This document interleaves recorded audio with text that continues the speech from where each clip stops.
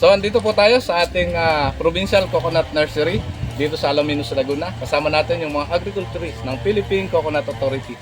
Si Sir Moises de Mesa, ang agriculturisto dito sa Laguna, Rizal. At kasama ko rin po si Sir Alan Gutierrez, and then si Sir Charlon, ang agriculturisto ng PCA Laguna, Rizal. So, papaliwanag sa atin ni Sir Moises kung ano yung ginagawa dito sa provincial nursery natin, dahil maganda na yung ating setup ng ating nursery. Meron na rin siyang irrigation. So, may mga technicalities pa rin na babanggitin kung ano yung purpose at bakit naisip nila na medyo overhead yung ating irrigation. So, sir, Okay, ano yung masasabi? Magandang araw, happy farming po sa lahat ng mga subscriber ni Happy Farming. So nandito po tayo ngayon, katulad ng nasabi ni Sir Saldi. Ito po tayo sa nursery ng PCA, na kung saan yung ating mga improved variety na coconut ay dito pinalalaki at nursery. So meron po tayong masasabi namin na bagong pamamaraan ng pagpapalaki ng seedlings. Ito po ay yung na kung saan yung irrigation natin ay ginagamitan na natin ng sprinkler irrigation. Na kung saan overhead sprinkler, and then dito rin natin po pinadadaan yung ating mga fertilizer. Kung tawagin natin ay fertigation. Yung po. So yun yung tawag doon sa ating ginawang sistema na to.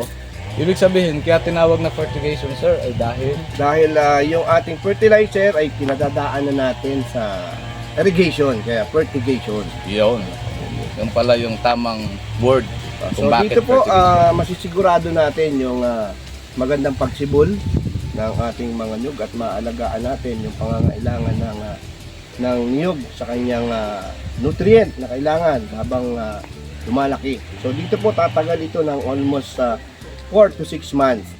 Kung inyo pong bago po withdrawin ito ng farmer, sisiguraduhin po namin na maayos at maganda yung mga seedlings. Yun. So maraming salamat kay Sir Moises de Mesa.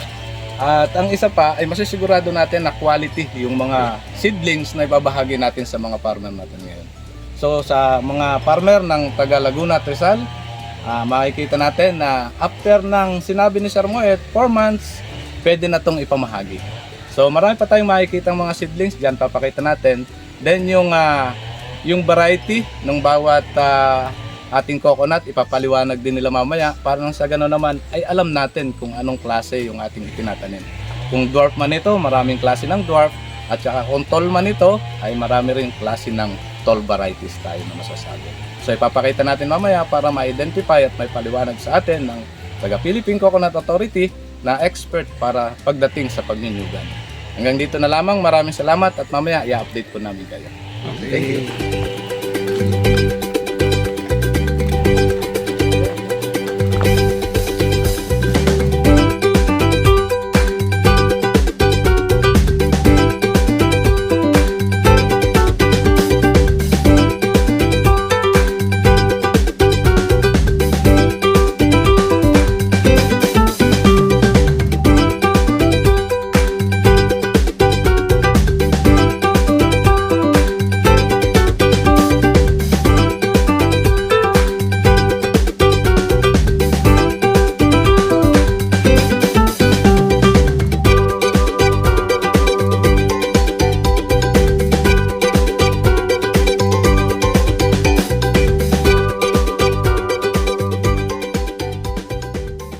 Continuation po natin doon sa ating nabanggit kanina.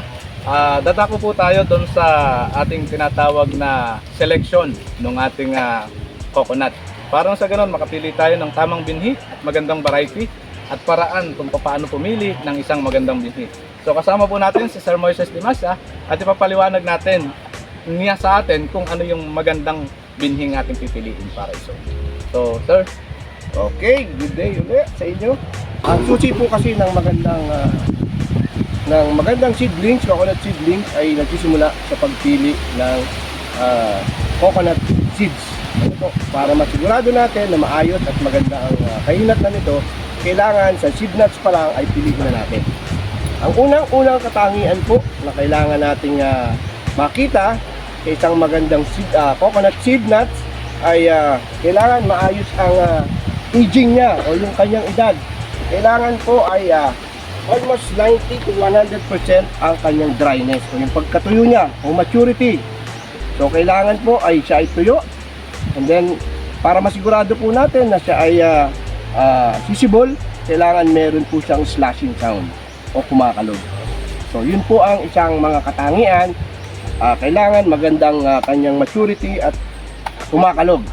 Tapos yung physical appearance po niya, dapat wala kayong makitang damage ng anumang insekto at ng mga bacteria, and then masisigurado po nyo na magandang kahinatnan. So yung maturity, yung kanyang age niya, at saka yung kanyang yung conformity niya, yung kanyang kung siya ay may damage o wala. Kung may damage po, out na po natin yun. So ito pong hawak ko ay isang uri ng good quality seed nuts. Masisigurado natin na ito ay 100% na maganda ang magiging resulta. So, sir, anong variety yung ating So hawak ngayon? sa dwarf kasi ang maganda na isa sa mga magandang mother palm pagdating sa hybridization, ang ginagamit po natin ay dwarf variety ang mother niya. So ito pong isang variety na to ay isang uri ng dwarf at na kung saan ay natawag po natin sa katigan. Katigan. Ang katangian po ni katigan ay madami siyang bunga. Ang size po niya ay medium to large.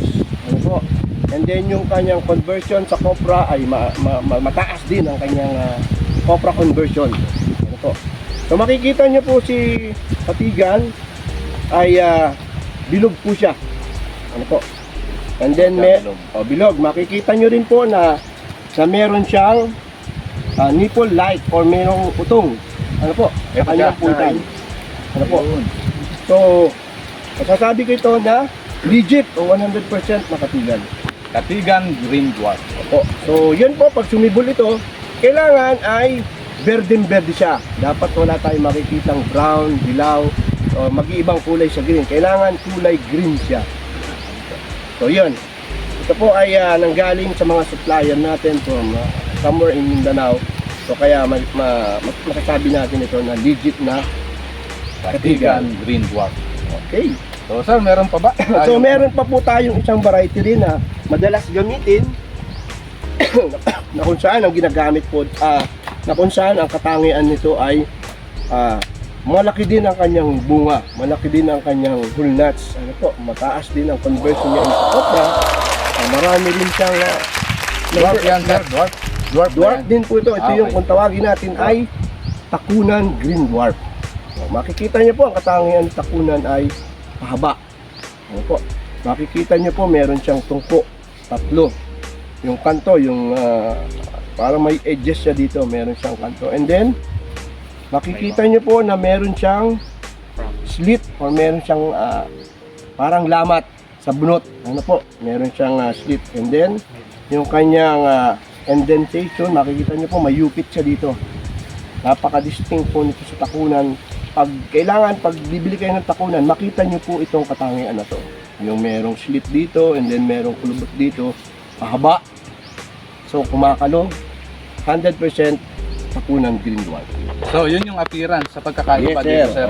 Kasi marami ngayon kumakalat sa online na sinasabi takunan, sinasabi katigan. So after 5 to 7 years makita nyo hindi pala. So marami ngayong mapagsamantala. So kaya ito po ginawa namin ay para ipaalam sa inyo at ipakilala yung legit na dalawang dwarf variety. So ulitin lang po natin, papakita natin. Kasi ito yung sinabi ni Sir Moises kanina, na ito yung Katigan Green Dwarf. So sa appearance, mapapansin nyo, ibang-iba siya kay Takunan Green Dwarf. So yun yung pagkakaiba nila. So masisigurado natin na ang ating maibibigay sa ating mga farmer ay legit na kung anong sabing variety na katulad ng Katigan o kaya ay sabihin na Takunan. So meron na silang mapapansin na nila at makikita na nila kung ano yung pagkakaibaan nitong dalawa. So marami pa tayong klase ng ating variety ng ating coconut. Minsan nga lang katulad dun sa may mga area din tayo na ginagawa itong hybrid. So magiging content natin sa susunod. So itong mga variety na ito is true to type variety. Kung ano yung tinanim mo, pag bumunga siya, yun din ang ibubunga Ayun. niya. Yun yung So maganda. pwede nyo po siyang kuhaan ng pananim kasi siya ay pure variety. So, pwede natin na ang mangyari ay pwede natin gawing seedlings yung bawat ma-harvest natin kung sakaling may itanim natin ito. So, yun yung katangian ng pure green dwarf. Pure prototype variety na tinasabi natin na dwarf. So, yun lamang. Maraming salamat and happy farming! Happy farming!